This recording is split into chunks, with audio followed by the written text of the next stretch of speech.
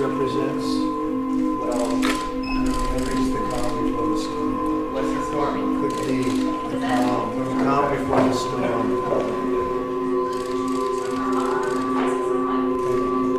What storm, Mr. President? You'll find out. But I think you're going to remember today, it's going to be a free nation that we're dealing with. We're going to have a very free and beautiful nation. It's going to be Liberation Day in America, and it's going to be a day that hopefully you're going to look back in years to come and you're going to say, you know, he was right. This has turned out to be one of the most important days in the history of our country.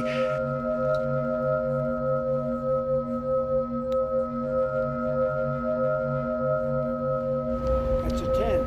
That's a good one.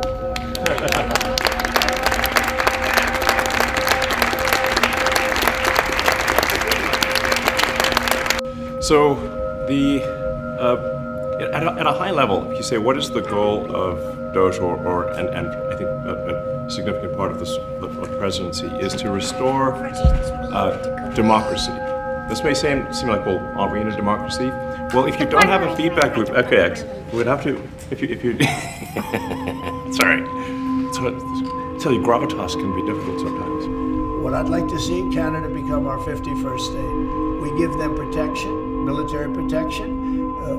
We don't need them to build our cars. I'd rather see Detroit or South Carolina or any one of our Tennessee, any one of our states build the cars. They could do it very easily. We don't need them for the cars. We don't need them for lumber.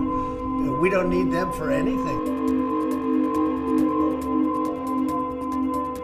On the immigration front, President Trump is pausing immigration arrests at farms, restaurants, and hotels and expanding enforcement elsewhere.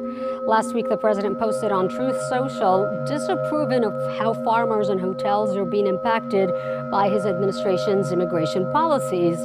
And just yesterday, the president directed federal immigration officials to prioritize deportations in America's largest cities, including Los Angeles, Chicago, and New York.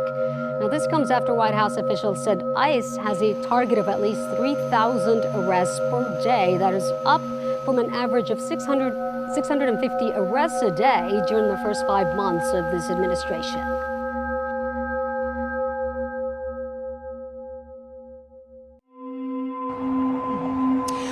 Pat, this man says he told federal agents over and over that he's an American citizen and it made no difference. So now he's wondering tonight if this could happen to him, who else is it happening to? This face-to-face encounter with ICE agents still has Brian Gaviria shaken. That's because he says he's an American citizen. East Los Angeles, born and raised, man. I'm American. I stated I was American. He still attacked me. We're not safe, guys. We're not safe in America today. Be careful. Gaviria says he was working at a tow yard on West Olympic Boulevard in Montebello when he heard ICE agents were outside. I stepped outside. An agent came up to me and approached me, and he started walking towards me. I stated I was American 3 times before he even grabbed me. I said, brother, I'm American, I'm American, I'm American. He says the agent asked him what city and hospital he was born in. I said, I don't know.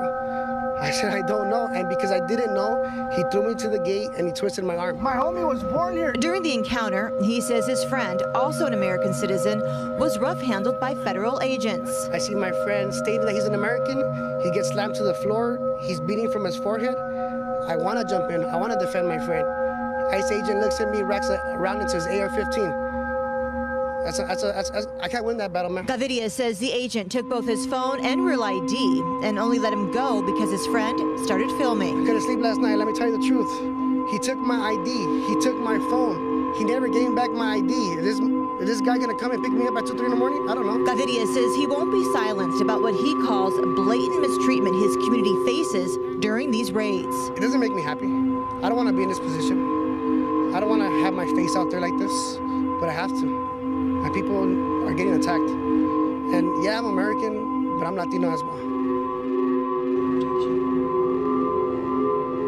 And we reached out to U.S. Customs, Border, and Protection, but have not heard back yet. The L.A. Times also contacted them and says their questions went unanswered. Reporting live in Monterey Park, Lauren Posen, KCAL News.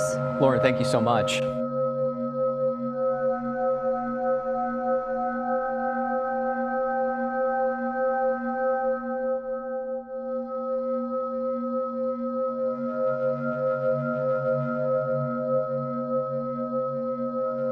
This just in, the CHP says it has arrested 2 juveniles for throwing rocks and injuring a CHP officer during an ICE protest in downtown LA.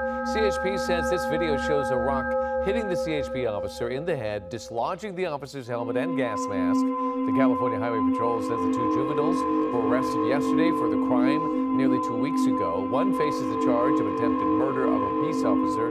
The other faces assault with a deadly weapon on a peace officer. President Donald Trump has pardoned yet another loyalist who found himself in hot water with the law. We're talking about former Virginia Sheriff Scott Jenkins. He was convicted on fraud and bribery charges in March, sentenced to 10 years in prison. Well, a jury found him guilty of deputizing businessmen in exchange for cash in his county, but instead, President Trump's pardon power makes Jenkins a free man.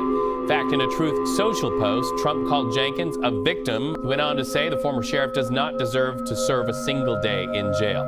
Vote for me on day 1. I will commute the sentence of Ross Ulbricht. He's already served 11 years. We're going to get him home.